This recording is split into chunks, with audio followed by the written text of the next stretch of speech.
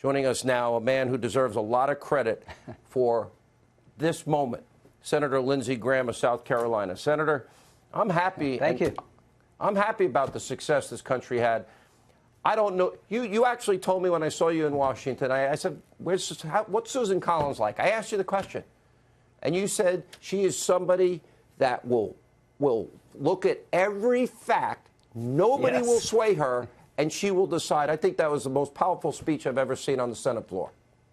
Well, it's historic. I mean, it changed the trajectory of where we're headed in the Senate in terms of confirming judges. She adopted the rule of law, rejected the rule of the mob. And if I had to tell somebody a good reason to vote for Judge Kavanaugh, I would ask them to look at Susan's speech. It was just incredible in detail, forcefully delivered. She didn't look like she was pained. She hated what happened to the process, but she was confident that Judge Kavanaugh was the right guy at the right time. So I think she saved the Senate and the judiciary from sliding into the abyss.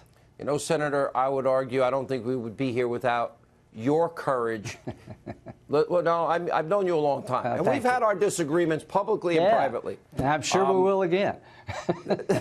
Thanks a lot, Senator. You know, I can't wait for our next battle. Me too. I'm getting tired of this love fest crap. But okay, keep going. But I think there's a lot more on the ballot in 32 days, as I've been described. Am I wrong? Yes. I'm worried about what I've been witnessing.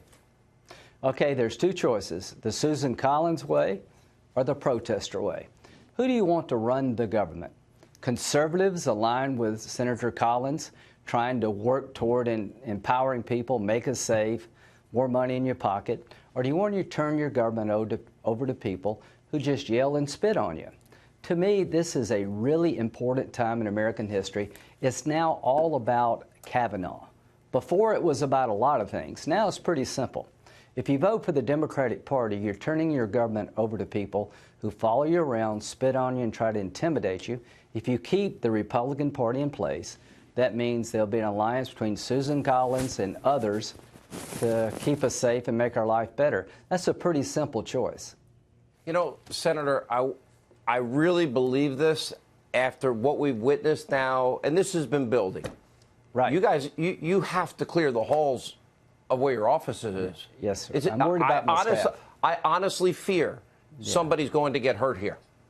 Yeah, me too. I've never, we've been, the one thing I like about Senator Collins, if you think you can change her mind by yelling at her and showing up at her house, you're dead wrong. Again, I just want to compliment her for stopping what I thought was the closest thing to McCarthyism in my lifetime, that a man is guilty until proven innocent, facts don't matter. Smearing him equates to him being disqualified. She stood pretty tall. The best thing that can happen to a good man is for a strong woman to come to his aid. And that's exactly. Susan came to the aid of an independent judiciary tonight. Now, is it true that Senator Daines is going to be able to make it and walk his daughter down the aisle? Y'all work that out? I think they've worked it out. I want him to be able to do both, but we're human beings, I guess is the point here. We're not perfect. Judge Kavanaugh's a human being, and it's all going to turn out well. God bless Susan Collins and Jeff Flake. Honestly, those that stood up for due process, those that stood up for the presumption of innocence, I thought it would be something we all agree, and apparently this is how bad it's gotten. Senator, you served your country very well in this process. Thank you for all you did.